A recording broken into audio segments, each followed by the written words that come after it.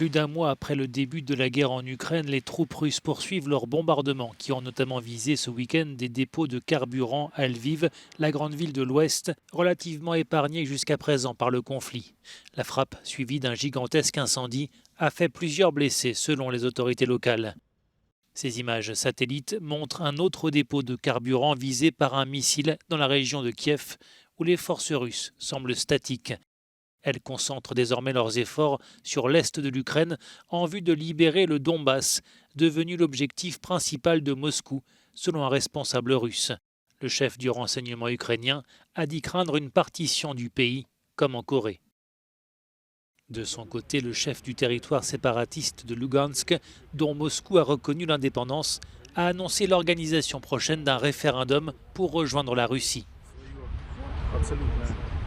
Bientôt, dit-il, il y aura un référendum sur le territoire de notre République où le peuple pourra exercer son droit et exprimer son opinion sur l'adhésion à la Fédération de Russie. Samedi, le président ukrainien Volodymyr Zelensky avait appelé à nouveau les Occidentaux à fournir plus d'armes, notamment des avions de chasse et des chars, pour défendre les villes face à l'invasion russe, notamment celle de Mariupol.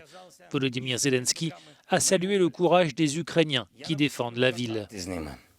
Leur détermination, leur héroïsme et leur fermeté sont étonnants, dit-il. Je suis reconnaissant envers tous les hommes et les femmes qui défendent leur pays. Si seulement ceux qui réfléchissent depuis un mois à la façon de livrer des dizaines d'avions et de chars avaient ne serait-ce que 1% de leur courage.